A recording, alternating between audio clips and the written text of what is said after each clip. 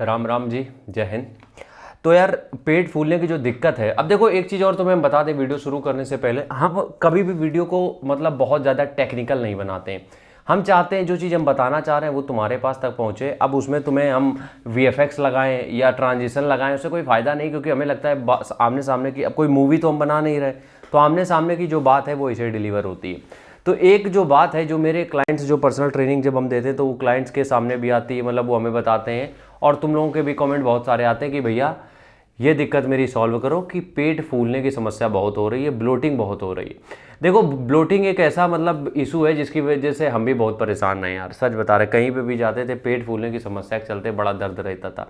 तो कुछ चीज़ें हैं जो हमने ऑब्जर्व करी हैं, कुछ चीज़ें हैं जिनके ऊपर रिसर्च करी है, तुम लोग को बताते हैं, और भगवान कसम खा के कह रहे हैं ये अगर फॉलो कर लिया तो पेट फूलने की समस्या जो है वो खत्म हो जाएगी। बट थोड़ा सा खुली नज़रों से समझना मेरी बात। सबसे पहली चीज़ ये समझो, पेट फूलने की जो मेजर प्रॉब्लम है वो कहाँ पे ना, कि आपका जो गट हेल्थ है वो बिल्कुल धड़ाम हो चुकी है। ठीक है, आपका जो पेट है वो एकदम बोल चुका है। उसके पीछे बहुत सारे रीज़न है, उसके ऊपर अभी नहीं जाएंगे, हम सीधे सॉल्यूशन बताएंगे तुम्हें। ठीक है, अब कुछ लोग कंपेयर करने लगते हैं कि कुछ चीज़ हम बताते हो, कहते पहले तो लोग ऐसे ही खाते थे। अरे पहले जो खाते थे उनको शुद्ध चीज़ें मिलती थी, पहले लोग मेहनत करते थे। तुम क्या कर रहे हो? तुम कुछ नहीं कर रहे हो, घर में पड़े हो गधा को तंगनामा।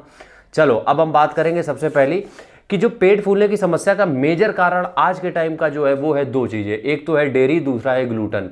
डेयरी मतलब आपका जो दूध से बनी चीज़ें जो भी ले रहे हो, चाहे वो दही हो, पनीर हो, घी हो, कुछ भी हो, इससे दिक्कत हो रही है। दूसरा है ग्लूटन। ग्लूटन का मतलब हम समझा देते हैं, रोटी जब देखो आटा माड़ा जाता है तो देखते हो चिपकता है आटा आपस में, जब वो आटा चिपकता है वही होता है ग्लूटन। तो कुछ लोग ग्लूटन भी डाइजेस्ट नहीं कर पा रहे हैं, लेकिन ये लोग वो कंसीडर करते ही नहीं। ठीक, तो सबसे पहली प्रॉब्लम को बिल्कुल हिट करके उसी का सोल्यूशन लेते हैं।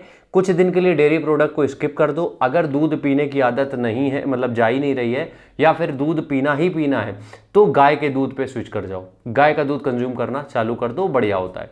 या फिर कोकोनट मिल्क, आलमंड मिल्क, जो भी तुम प्रेफर कर सकते हो, सोया मिल्क, जो भी तुम्हारी जेब अलाउ करती है। ठीक है, रोटी नहीं छोड़नी है, ग्लूटन है तो क्या हुआ, रोटी नहीं छोड़नी। एक तो ग्लूटन फ्री आटा आता है वो नहीं ले सकते हो, चलो छोड़ो। कोशिश करो 3 से 4 जो अनाज होते हैं, मोटे अनाज जिनको बोलते हैं, इनको सबको एक साथ मिला के ये आटा ले सकते हो, तो तुम्हें फायदा मिल जाएगा। पहली चीज समझ में आ गई।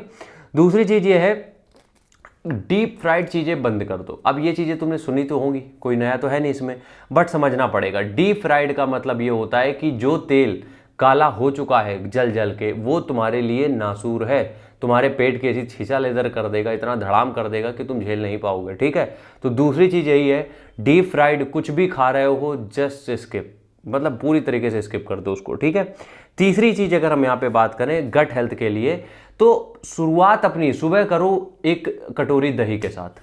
सच बता रहे हैं, जो दही होता है वो तुम्हारी बॉडी में गट बैक्टीरिया को एक्टिव कर देता है, गुड गट बैक्टीरिया जो होते हैं, और उसके बाद जब दिन भर तुम कुछ भी खा रहे होते हो तो उसको डाइजेशन में प्रॉब्लम नहीं आएगी। तो उस दिन की शुरुआत करनी है 100 ग्राम दही के साथ। तीसरी चीज़ समझ में आ गई।